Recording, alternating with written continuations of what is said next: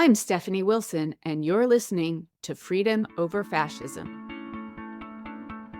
Hi, everyone. This is my first live. I'm Stephanie Gerber Wilson. And this is Freedom Over Fascism. And I am joined today by Anne-Christine Dedesky, who is a writer, a journalist, and an author. And I wanted to talk today about humor in resistance and opposition. But I wonder, will you first introduce yourself for the folks who don't know you? So first, I just want to add, I'm also a very long-time activist, and I have been both engaged in and studying sort of nonviolent organizing. And I think I'm probably far more interested in what works than what doesn't work than most of the people who study this. But it's because I've had a lot of really positive experiences of observing what does work also. So that I think gives me a different perspective than a lot of other people.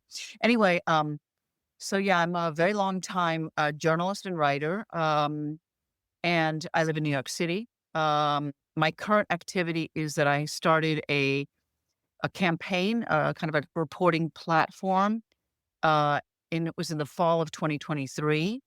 I had just been thinking about focusing a lot on the criminalization of gender in Africa, and as people probably know, there was a lot that was happening then when I came across Project 2025. Without much, delay, I held some kind of meetings for colleagues and things and decided to throw a town hall in New York City. And we started there and launched this project called, for the all of 2024, it's called Stop the Coup 2025. And so really what we focused on was just really sounding the alarm and breaking down Project 2025 to make it really digestible for people to understand, rather than like how we interpreted it. We really just presented like, what were they saying so people, because they could look at it anyway, to really make Right. sure people understood. And then we also created some tools, including a toolkit for community organizers that got used quite a bit. And then when sort of the focus started turning to the elections, we were able to work with about a couple of hundred volunteers around the country, actually. And we really focused from the beginning on putting tools into the hands of community organizers. Since we're a small group, we really hadn't money. And so that really has been our approach. And it was very successful. We reached millions of people, I'm very happy to say. And then when Trump was elected, of course, we didn't stop him, but we did a lot. I think collectively, people did a lot. So we focused on resistance. And so since that time, we shifted our focus. The platform is called Resisting Project 2025. And we also have started this Substack, which we launched right around, or a couple of days maybe after elections, but really took off with the inauguration. And we do a biweekly Substack, and we focus on really covering the resistance that's emerging. But also for me, I'm really focused more than anything else on kind of ideas at work. And I also am steadily, although I don't do this all the time, giving people a yardstick of how far along we've come with Project 2025's implementation. So I'll just stop there. Um, well, let me ask you this. How far have we come with the I don't, yeah, I have to, I could probably give you the answer tomorrow. I've been looking at other people's yardstick. I think that we are further along than people are assessing. Ms. Magazine did an assessment recently that they were 40% along. Some people have thrown out bigger numbers. But what I would say is that we're very far along with the first piece of it, which was what the people who did Project 25, so for people who don't know about this, maybe we're watching Project 2025 is a policy kind of, it has three parts of it. And I think the other thing that we're not seeing is that a lot of the model for this is the idea that you're taking apart the federal government, and then to some extent you're punting a lot of things to the states. And so on a positive side, that's where we actually have some possibilities of real resistance, because even though the elections went not the way progressives wanted, obviously Trump won, and, a lot of conservatives also, won different elections. If you look at the state level, a lot of Democrats won, especially at the state and local levels, so that there may be much more pushback that can be done. So, for example, if you look at something like Medicaid, these things where you take a federal program, but then it's being administered by the states, there are a lot of places where state laws may actually trump, language, may actually overcome a federal law. Right. So just to say that, I look at it in these ways of just saying, where are there avenues? And then the other thing that I learned a lot, and I think is critical for people to focus on now, is In other movements, even in the US, really sort of, you know, before and after the Vietnam War, one of the things that is very important is to focus on like where the fractures are happening on the other side and whether you can take advantage of those. And we're seeing that the Trump administration is making huge mistakes. They're overreaching. We're seeing this, and the best example I can give you is at the FAA right now, where, because they fired so many people and they took away a lot of infrastructure from an already weakened thing. Mhm. Their goal is to say, if we take money away and we show how bad the government is and how poorly it functions, it makes it easier for us to make an argument that we take it over and privatize it and we do all of the human stuff with bots. That's the model that they want. But in fact, we can show that this was very much you know, a direct result of these policies. And what is the human cost? So when you make human cost arguments, what I have seen looking at movements is that that goes very far. So we have a lot of places where we can make advances. Yeah. Um, so, 2 requests for anybody who's here. If you can please press the little heart, it helps with the algorithm, I've heard. And many of you know that I've been talking a lot with Andrew Watkins, who has come at this Project 2025 piece from the Christian conservative angle. She grew up there, so she's been sort of parsing that over time. The piece that I'm really interested right now is we've got this opposition that's sort of coalescing. Um, it's in a lot of different places, but not really fully together yet.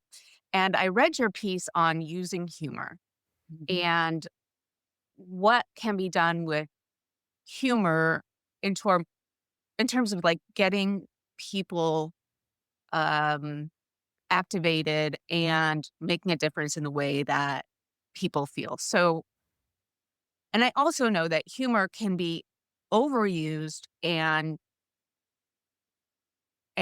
if you try too much to focus on the buffoonery of, say, Trump, his size, his golf, his dementia, it can backfire. So, what do you think is, or what have been some of the more successful uses of humor in opposing autocratic regimes? Mhm. And where do you see that um, that could be helpful here? Well, there are many, many examples, but just to say, you're right that you have to be very careful with humor in the sense that usually what works is it doesn't always work well to to um to deny other people's values or experiences. So it can really not work to make fun of a Trump or maybe even make fun of a MAGA person if you're seeking to do something that you wouldn't want necessarily done to yourself, right? Where I think humor works really well is when it speaks to it's disarming. It can make people laugh, particularly in any area where things are frightening. Humor can really allow people to regain a sense of control and perspective. And the things about autocrats that is really a truism is that more than anything else, what authoritarian regimes or autocrats want to do is they want to make you afraid, and that will make you obey. So there are millions of kinds of acts of defiance or disobedience that can be very small that essentially chip away at that kind of facade of power and that sovereignty. And so that's the first good news that there's a million things you can do. And at a million levels, and it actually really helps to do it in the smaller levels rather than always going to the giant gestures. Um, but I'll give you some examples. I mean, I just pulled some. I was looking at a book. I think I might have mentioned this one book, but it's a nice one. It's an early primer for people. I think it's called something like Blueprint for a Revolution. And it was done by one of the Serbian youth movement people of Otpor. That was their youth movement in the 90s. It was very successful. He gives bunches of examples. I just pulled a few, but I also have my own. But one example, for example, it's very useful to take specific things rather than go broad for everything you want. Like maybe like ultimately democracy is the thing we're trying to uphold. Speaks to our values. So as much as we can express democracy in whatever we do, that's very good. But I'll give you some examples. So I'm watching right now an organization that's in Boston, and they're doing something that's been done by a lot of groups quite successfully. And it's basically reclaiming public squares and spaces where we may not be able to reclaim them in an environment where maybe there's more repression. So there's a group called Silence to Good, and they have been projecting essentially almost statements from the early Constitution in a place in Boston. And they're doing it on all of the public buildings that really symbolize our early constitutional institutions and structures in Boston. I will tell you that I live in Lexington, Massachusetts. Yeah. And Yeah. people in town have revived the idea of Lexington Alarm, which was the group that uh, kind of pulled out the Minutemen and they made these posters that they quickly ran out of using that old font, no kings. So that's already a great one. So in terms of a visibility action, kind of what you're doing is you're doing two things. You're reminding people of what you stand for collectively. You're reclaiming your commons, right? And you're making a statement that everyone is going to understand as a critique of maybe an autocrat or authoritarian regime. So those kind of actions are always very successful. I was reminded of one when Harvey Milk first started his campaigns. He was kind of working in a small shop, wasn't really known, and there was just incredible amount of homophobia at the time. And he was kind of living in a little bubble of, what was considered to some extent to be this gay ghetto almost in that period of time. And he was going door to door knocking and realizing that, what you kind of have to do is you can do a small action, but you always have to think about who is it that you want to have on your side with you? Like, who is with you? And so he realized that one of the, he kind of took the temperature of what people cared about because he was really going to try to become like ultimately what he became, which is like the mayor of the Castro and then, mayor. And he realized that people were really unhappy with the amount of dog shit that there was in San Francisco being left on sidewalks. Right. So he ended up doing something with local TV where he could have accidentally, but it was planned, stepped in some dog shit and basically talked about like, we really need to clean up our city. Okay. That got an enormous amount of play. That got him an automatic sympathy. He didn't talk about gay rights. He didn't talk about whatever, the issues that his enemies were seeking to do, which was connect him to this kind of, maybe identity or gender or sexuality that was seen as, not the norm. And he chose these things that basically got him a lot of allies. And then at some point he introduced other things that had to do with a set of values by essentially claiming these are our values. That was very successful for him. That's a kind of classic, what a lot of people do when they're becoming local politicians and things, but it works. And he did it through humor because everyone, recognized that he was doing this, but it just delivered the message easily. So visuals, easy messages. There was one that I really loved. In Damascus, they were dealing with the Assad regime, which, it didn't fall then and it took a long time. But at some point, it was done in a couple of places where they realized that they didn't have places where they could easily speak out. People were really like being arrested, being thrown in jail, etc. And what they ended up doing was printing some messages about the regime on ping pong balls. And they started distributing them. And they distributed them in areas where if you look in the cities, like it's like in Istanbul, where there's a lot of steps going down. So if you're walking around the city, you got to navigate stairs, right? Especially around public markets. And they did this so that people had to pick up the balls in order to be able to get by. And eventually to the point where the regime started basically implementing rules against the ping pong balls, not even against the people or the messages, saying, we can't have these things in the street. And so what they would do is they would put all these ping pong balls out. The security people would start to come to pick up all the ping balls. They would videotape people, the absurdity of these people trying to pick up ping pong balls as people are looking at them and throwing them. And then it became a game. So it became a game. And so who doesn't play a game? Everyone. Because playing a game lets you, again, put the levity in it, say, I'm not going to be afraid of you. And it was incredibly successful for delivering a message that involved these people without asking them to be involved. People just picked it up and began to play that game. Right. I mean, it was incredibly successful for that period of time and for that action. There was another one that was done also, I think, where they ended up deciding that there was a ban on music that was done. And, this is happening in a lot of places where you see, particularly in religiously orthodox or very, very extreme places where they're trying to ban aspects of culture. Music is seen as somehow, a liberal agenda that is going to make people, lose their shit and become sexually active, the minute they hear music or whatever it is. So what they did was they took hundreds of speakers on little USBs and they put them around the city in things that really smelled bad, where you didn't want to put your hands, like garbage, things like that. And so, and then they would turn them on and you would start hearing music.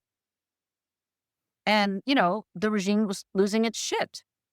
It was Right. fantastic. These are fantastic actions that you can do. I mean, it takes a little organizing, but they're inexpensive. Okay, so these are good examples of when someone is trying to take a space away from you, how can you reclaim it without putting yourself at risk?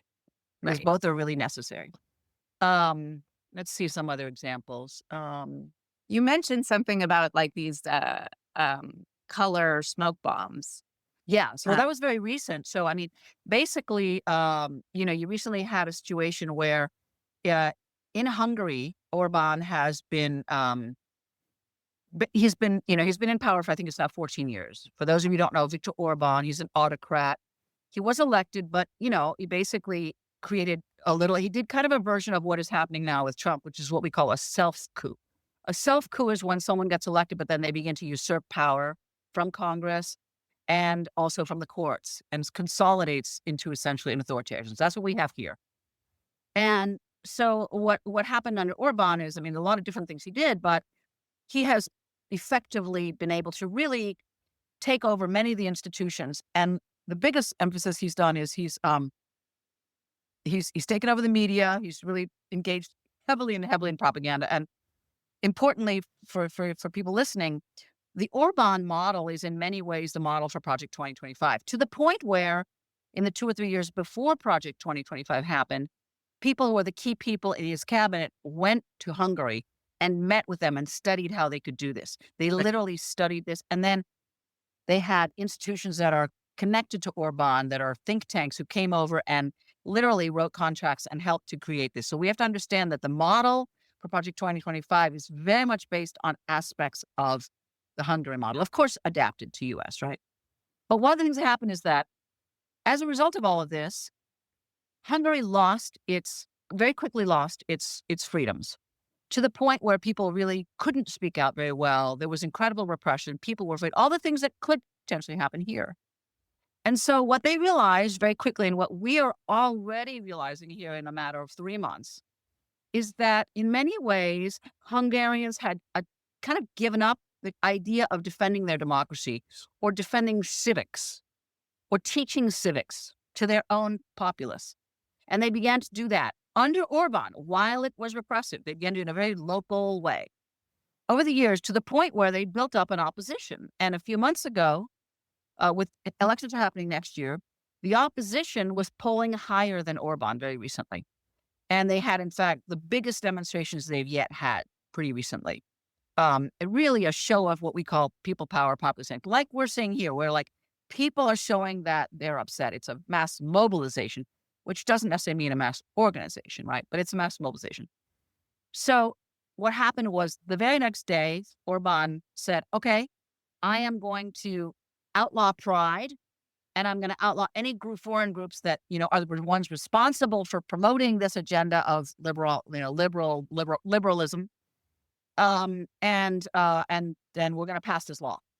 So in fact, they have passed that law. So they didn't stop him from passing the law. But when they went to do this for the first time, they had a minority of the opposition, and the opposition lawmakers were the ones who released these rainbow-colored smoke bombs in the parliament, just completely disrupting the proceedings. They were not able to stop the vote, and they had a majority of Orban people already, like we have with the GOP, like a majority was there.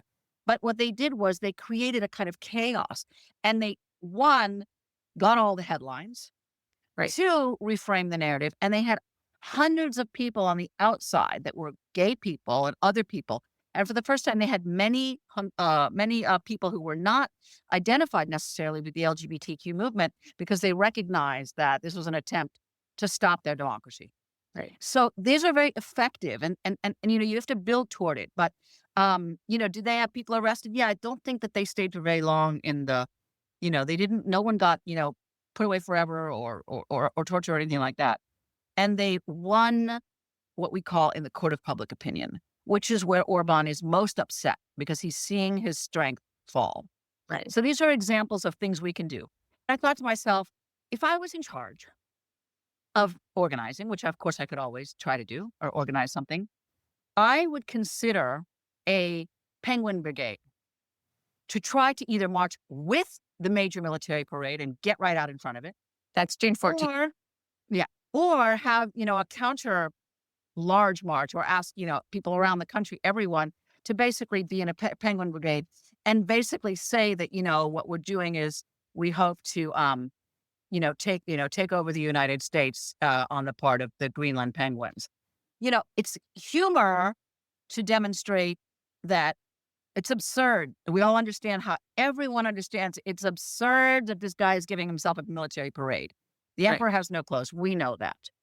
And so while I think it's fine that everyone will do the traditional marches and demonstrations and hold the signs and all the, in a way, I would rather make a funny comment that will make the point in a minute.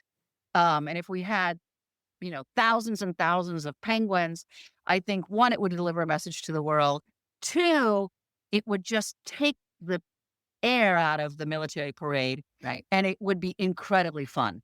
But, it takes a minute to organize those things, and we only have like 2 weeks. But I'm just saying that to me would be a good example of where you're seeking, like, what is the ultimate message you're trying to deliver? I'm trying to deliver the fact that, you know, that him trying to show us the military force that he has and how powerful he is does not impress us. Right. And we can deliver that message as, to everyone. So that's a good example to me. You answered my question before I was going to ask it. I was going to ask, what imagery. I mean, one of the things that we have trouble with is how do we break through this media ecosystem that the right has spent decades buying and building. Um, and and then there's, the way that we talk about things, which I talk about a lot here. Um, but visually, we haven't figured that out yet. The Tesla takedowns are great. These small local, gatherings are great. What's going on in Massachusetts, fine. But like, I was thinking, what something like the Penguins is brilliant because, military parades, everybody's like walking in unison and like, Oh, it could be so amazing. If we had had time to do this, and then we could have choreographed it, and we could have done, all sorts of things. But it takes a lot of people to do that. But, we have 3 years. If he's there for 3 years, we have 3 years ahead of us to do some phenomenal ones. But things like that where, it's important to think about your target. Your target is the court of public opinion. You're not gonna stop the military parade from happening, nor do you need to. You have to remember that so many people who are in the army have zero interest in being in those parades themselves. They know their rights are being, and their, stuff is being slashed. And also, rather than trying to kind of, tilt yourself at something that a power structure that you're not interested in, that you don't want to give it any more air, you're taking the air from it. So it's, things like that are easy. And again, numbers do matter, but numbers don't always matter. I mean, you could also do something like, do a march of 60 or 80 penguins with some people, make a film of it, and then project that on a building in Washington. I mean, there's lots of ways to think about amplification. And with social media, it's been very successful. I mean, the Tesla takedowns have been successful, but the place they've been the most successful is that people have just taken that and gone to town. I mean, thousands of tunes and cartoons and examples of people, and then even, the ones that I've loved where, as people probably know listening to you, maybe the back of the Tesla is almost like a screen, right? And so one thing I've been thinking about, I'm working something, it's not a humor campaign, quite the opposite. I'll launch it very soon. But I've been thinking a lot about all the ordinary Americans who are stepping forward to defy Trump. And so we're launching a campaign that focuses on those folks, the ordinary heroes there. And because, it's critical for people to see themselves.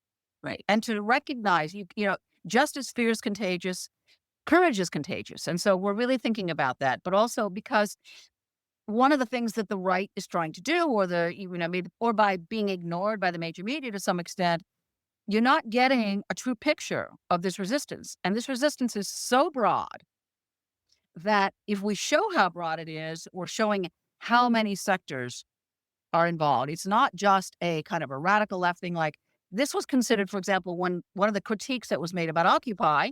Occupy did a lot of great things. It raised a message about the billionaires, which is another message that we're talking about now. That message is one that resonates hugely with Americans. People really care about the corruption that's going on right now. They care hugely about the stealing of their private data. They care about their privacy. This crosses right, left, red, blue, purple. This is what people care about. They care about their bottom line economically and what they know is not right, that somebody is gaining access to something that is theirs. But who delivers that message? To me, it's like, you know, people who are, some of the people who have resisted Trump are people who are such law and order people. They voted for Trump. They're in the government and suddenly he has crossed the line. And in a minute, they're like, no, I care more about the rule of law and I care more about Constitution than I do. I won't do this thing that is illegal. That is, So I think values driven messaging and things like that. But thinking about who delivers your message is so important. And we know this. And so to some extent, there's always been this thing, whether you use humor or not, you do want to think about who's the target and who's the messenger. And so to me, it gives you lots and lots of opportunities. And you want to make it something fun that people want to be a part of. I envision, some of these big protests, like let's make it a festival. Let's, make it something that people, might want to go to, not necessarily politically, because there's cool music and food trucks and whatever. Right. We talk. I mean, a lot. they had that at the end of I think the May 5th. I can't remember what the demarches was. They hadn't organized speakers, and many of the people in that march. I was there at the end. I was doing some marshaling, and people were arriving, and they were very disappointed to hear that there weren't speakers. They were just ready to do something else, and so basically the message the marshals were giving them was like, you are now the messenger. You're now the speaker. You carry this message forward, which, is understandable. But they were just ready to do something else. They were like, give me direction, right? I'm ready. Give me my marching orders. And that, as we're talking about, is what we need in terms of organizing and really harnessing mass movement. But what happened is that people didn't want to leave. And so what happened is it turned into a spontaneous party, right? Dance party. And, that's because that's where the energy was. It was a very festive energy. People felt energized. At the same time, you had both types of energy. And so I think, that's where organizing is important and being able to judge like who is showing up. I learned a lot myself, a lot. I didn't start out as a very politically engaged person in my life. I was raised rather conservatively.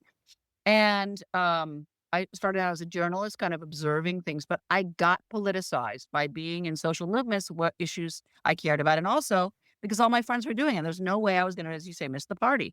Right. So particularly for me, I really was very educated and learned how to do effective visual artivism when I was in ACT UP and around ACT UP. And so ACT UP was very good about creating very bold, very in your face, provocative graphic messages. Mm-hmm. And it appealed to the people who they really needed to be with them, who are people who are, a lot of gay men, obviously, younger people who were terrified they were going to die. There was nothing for them to live. They were ready to take risks that maybe you wouldn't take unless you thought that you were going to be dying anyway. You had to do something. Maybe some people on the left feel that way right now with Trump. Certainly people protesting around Gaza feel that way. We're despairing to see this situation that's happening in Gaza. It's in our time, it's in our history, and it's very, very painful to feel like we can't do more to stop it. So I think that you have a set of people who are very angry and who may need expressions for that anger. So those kind of visuals do that. They express rage, fury, anger, etc. But then you also had a million examples that, deliver the message in a humorous way. So one of them, for example, is some colleagues of mine that cost a little bit of money, but they created a giant condom and they dropped it over the house of Jesse Helms, who at the time was the Maine, North Carolina senator, who was opposed to HIV prevention and was saying that, gay people were going to infect other people and bring the country down and all that. Well, that action was super successful. They did it with a crane. It took, stealth. It was fun. They did it. It was successful. And they also organized to make sure media was there. And then you saw that not that much longer after that, this ACT UP in Paris did the same thing, but they got Benetton, which was a private company, and they created a giant, enormous pink condom and dropped it on top of the called very high building, and it stayed up for quite a long time. It was extraordinary, and the French loved it. Right. Because it was humorous, it was pink. It was just everything about it. And they also spoke to their messaging was a lot of things around French liberty and equality, French sexuality, and things like that. So it just became, that for them, you can see how one group does something and then it gets adapted differently, but it gets adapted. And so the French did it with a lot of humor because they already had the example of what had worked for the people in New York City who went, North Carolina. To me, those are examples. There's a few others. I ended up being a co-founder of this group that only was around for a couple of years, but it really started in some ways with a real cheekiness, a real desire to be funny, and it was called the Lesbian Avengers. And the name of it was chosen because the preceding decades of activism by women who identified as lesbians was sort of seen in the public eye as kind of dour and humorless. So we thought, let's work with that.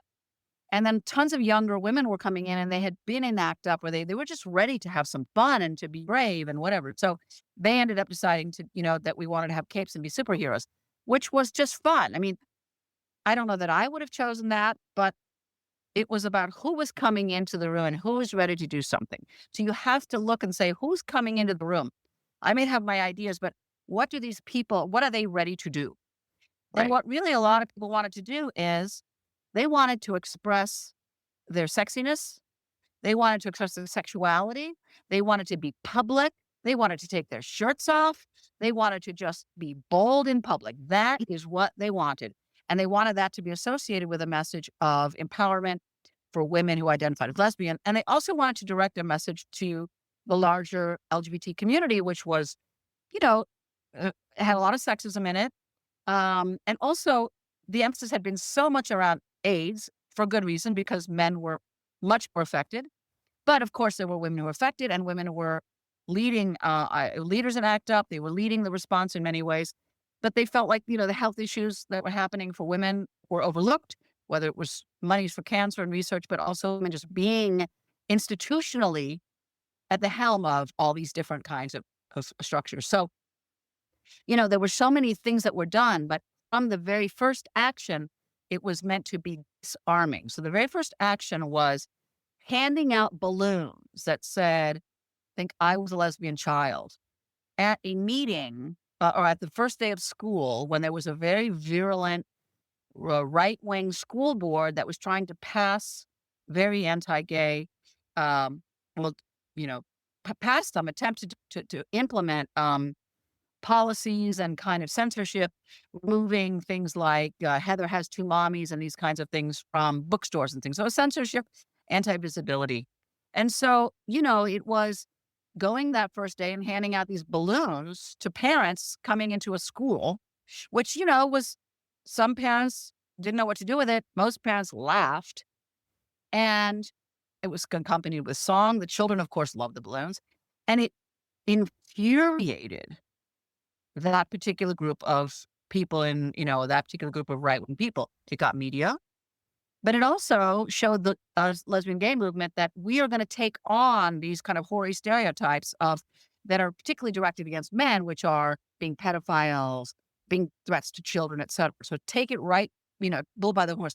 To me, that was a really good example of paying attention to how you wanted to use humor. What was the need to use humor? And then, there were a lot of different actions we did, but the one I really liked myself was, and this is because of what women wanted to do in our group, is that we pulled a giant bed down Fifth Avenue. We never got any permits to do anything. Giant bed just for lesbian romping. That's kind of like, and so people were, I think probably when I look back, the people who were new to activism, that's what they were thrilled to be visible, Mm-hmm. to be out, to be unapologetic. to be having who they were associated with something fun, sexy, cheeky, unexpected, defiant, and different from what you usually saw in terms of major parades or marches going down Fifth Avenue.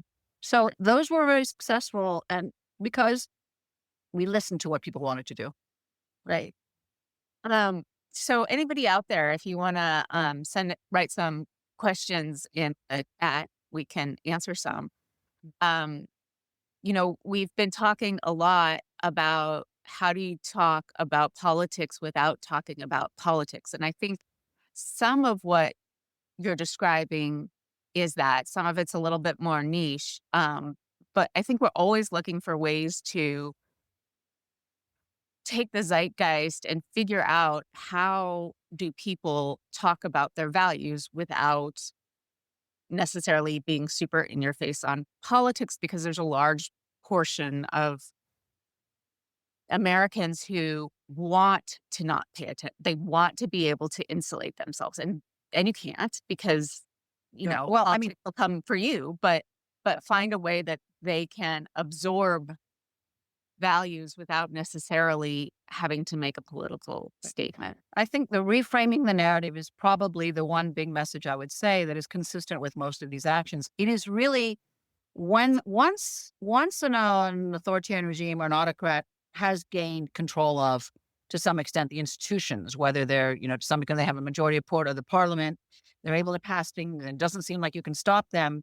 The court of public opinion and propaganda is the place where you really necessarily need to be acting as much as possible. And it also gives you many, many, many avenues for expressing yourself that don't require you to necessarily have an army of people. You can be a single person, a small group, a larger group, whatever. But I think that particularly it works because humor is, is that like I say, it is disarming. It immediately reframes the focus, and it's something that crosses, all politics to some extent. Things are funny. This is why Barack was such a hit. But I think that things like that are important. At the same time, there are things to be watching for that can make it less successful. And I think it's very important to keep focused on your targets and messaging. And I think that that's where people are concerned to some extent about. Okay, we have a resistance movement now. It's like every issue under the sun. How are we going to harness this? And my feeling is I'm less worried, first of all, because I have seen successful groups who have learned to have very decentralized organizing with clear focus. Right. So, as an example, in Poland, they had a women's strike where it was started by young women, and it was in response to an egregious abortion law, anti-abortion law, like one of the worst anyway. Like really, they didn't, women could be dying of whatever, and they were like, yeah, we're still going to ban this. And so they organized in a way that was in small groups in small cities. And they didn't necessarily create this big national thing. They wasn't prescriptive. They agreed on a few points, but those groups were very free to organize. So they focused very much on local organizing, and they ended up bringing in the remnants of this labor movement. It wasn't a remnants, I mean, they're active, but in an organized way of the kind of Lech Walesa movement. And these were obviously a lot of women, but a lot of guys who never had really made feminism the core part of their labor movement. Right. And to the point where they were so successful in making their arguments that they ended up having first of all, they defeated the law, and they did it with, strategically applying different kinds of things, including some health strategies for labor movement. But they ended up with a movement that represented bodily autonomy, LGBTQ rights, and some health rights that the labor movement cared about as a national platform. Right. And they won the national elections, and they used the structure that they had used to organize. Now, all of that takes work and things, but my point is that they created a decentralized structure that reflected kind of the level of local political infrastructure that they already had. Right. And they were a small group of relatively young and not hyper experienced political organizers. Right. And they quickly realized that to succeed, they needed to hold on to and bring the leadership that they had. They needed to own that leadership, but they had to invite people who were being impacted by this. And that's what I think, the lesson for us is let's think of our targets. I'm hoping that we will come to the point where we have a 2, 3, 4 priority targets for what we really want and demand Right. around our goals for the Trump administration. But to succeed, a lot of people are saying it has to be a movement. We need a leader. And I was like, no, we don't. Actually, that's not at all what we have. You have to work for what you have. And Right. what we have is a very decentralized movement. People haven't even learned to work together. You have entirely new people like the 50501s coming from the real radical left. You have established groups like Move On and Indivisible. They haven't worked together. They don't necessarily know how to trust each other yet. But if you create opportunities for collaboration, then you see that happen. That can happen. So, you know, I feel quite optimistic with the number of people coming forward. And if we create structures that let people take agency from wherever they are, like you, me, whoever, and we can identify with and be a part of that, then you will have much more success. So, We had yeah, we had a question about how to bring more of the multicultural community aspect into this. Do you have any thoughts? I mean, I think right now a lot of who we see out there are, older white people, um, because a lot of the Black community and other pieces of, other parts of the community are like, we've been doing this. It's your turn now. Do you have any thoughts on that? yeah, I do. Well, first of all, I mean, when I said radical left, somebody make a note saying 5051 is radical left. I'm actually using some of the members of 501 who consider themselves that way. So I apologize for speaking for that group. I'm not. But there are groups who view themselves that way. But it's a much broader set of people. And locally, it has different a different portrait depending whether you're in New York or wherever you are. The 50501 is again kind of who has shown up. But yes, I think that first of all, And I men think too. yeah, I think that we have a lot of learning to do from the Black Lives Matter movement and how they led and what their demands were around white solidarity. So if we are now in joining in these kind of anti-resistance, we can already look to that kind of leadership. That leadership isn't it's still there. It still is active for us, and also to be really recognizing that there's some areas where we haven't necessarily raised the conversation, which we absolutely need to. Fundamentally, Trumpism or the agenda Project 2025 is a white supremacy movement and everything in it. I mean, DEI is just really a synonym for racism. That's what it's about. That is what it's designed to do. Everything and even the immigration, attacks. What is its goal? Its goal is to remove tons and tons of people from being able to vote. That Right. is the mid game and the long game. And we haven't elevated that conversation enough to me. So that's something that we can already do.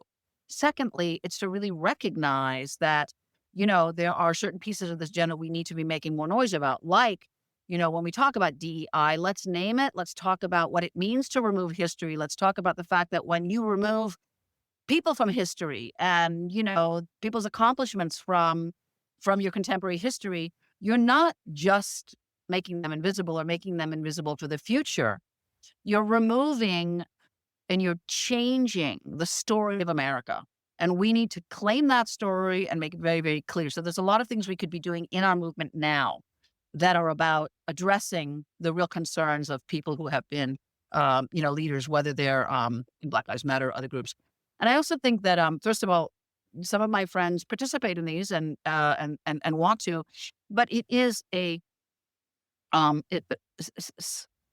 just there's such a grotesque constant attack happening against people of color in this country and all the folks who are immigrants. I mean, I've been blown away by people who are immigrants who are turning up, given the fact that it is so dangerous for them.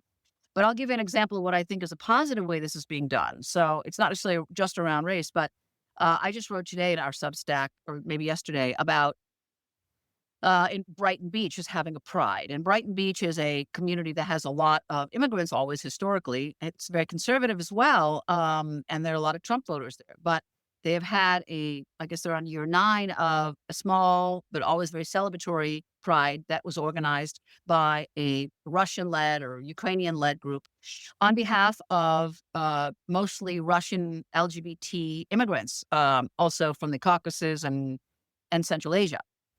And things are too dangerous. So the organizer decided that they cannot invite their people and they're not going to give up on that event. But they're telling people, if you are not a citizen and you don't have your green card, please do not come. We cannot assure your safety. Right. And at the same time, they put out a call to all the rest of New York to say, show your solidarity, be here for this, come and show these people who are now in a new underground, terrified, that they're not alone and that you are going to be able to speak for them and on their behalf, directed by them on their behalf. So I think that's an example of where you can do solidarity. So if people are wondering, like, how do I do solidarity? I always say, why don't you go and ask the people that you're wondering what they think about what they would like to see happen? Right. Because they will tell you. They're very clear about what they know needs to happen. So to me, those are the ways in which you begin doing that kind of solidarity. And you can certainly be representing the voices of people of color, whether or not they're at the heads of those marches, because you're aware of the importance of that and the necessity of that. So to me, there's lots of ways of doing that. It's very important to have a perspective on where you are at a particular moment and what is the lens you're doing to judge your success. So you may lose a battle and, win something else. I mean, you have to really think about all the ways in which you might measure your success, even before you do an action, to think about that. What is the thing that I'm seeking to do? How am I going Right. to evaluate if I was successful? I mean, to me, one of the biggest successes of the mass mobilization is that people are stepping out of their doors and they want to participate. That's tremendous. And there's lots of things that are happening. We don't know what happens when they go home. I've heard lots and lots of examples of people who go to their neighbors' houses and bring their neighbor to the next one. These are good examples of where mobilization is happening, but there are so many ways. So it's critical for us to understand that even when you may have, it's happening at many, many levels, that impact. It's not just happening at one level. And that people are borrowing from each other.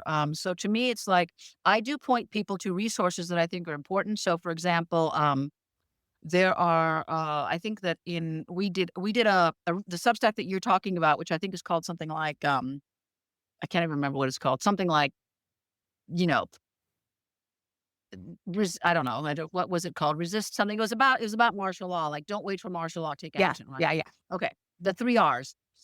That one had a set of resources at the end of it that included one website that has, I don't know, 180 examples of actions taken by groups around the world in different social justice movements and analyzes them, many of them using humor or other forms of protest. So I suggest that people look at those and learn from them because there's a lot to be learned. Right. So And that, people are sharing those. for anybody watching was on April 20th. And it was stop waiting for martial law and apply the 3 R's of nonviolent protest: Right. refuse, resist, and ridicule. Right. And that's actually what got my attention. Right. Okay. And I contacted you. So, Yeah. uh, Yeah. There's some resources in that you can go to learn much more.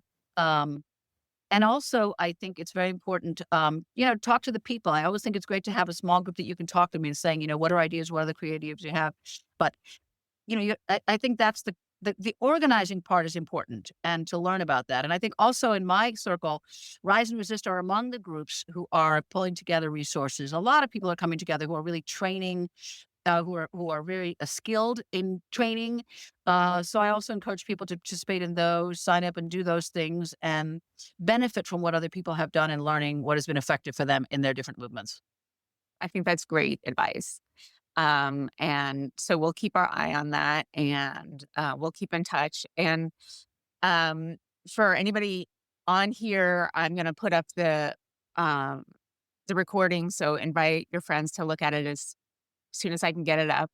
But I wanted to thank you, and Absolutely. it was a wonderful conversation. And thank Yeah. all of you who joined us for this first. It was good to have Right. people actually show up to the first thing. And Yeah. is there anything, the last thing you want to do to point people to where they I can do. more I information? would say one last thing is that authoritarians do not last. Putin has been in there, but he will not last. So the more that we focus on, I mean, it's critical to focus on stopping Trump, but it's equally critical to be focusing on, like, what really matters is what we do about this. That is what is going to make the difference about whether or not we have the kind of democracy or working toward it that we have not yet had that we care about. So it's an opportunity. So it's critical to sort of look at it that way. The ones that are really successful, the ones who focused on rebuilding their democracy as they fought. So to me, Right. that's what I focus on. I'm looking for everything that is of interest to me. It's exhilarating as it's depressing. This is an incredible moment. and we have so much that we're going to do. Ultimately, I'm always an optimist because I've looked back and seen what has worked. That doesn't mean that we're not going to be living through the incredible shit that we're seeing right now, and you know, crying ourselves, at night to see what's happening in places like Gaza, etc. But we will we will prevail in these wars. I mean, I'm sure of it. But we have to be focused on our values and always speaking from that place. To me. Thank you for listening to Freedom Over Fascism. Please subscribe at www.freedomoverfascism.us. This podcast is part of the Democracy Group.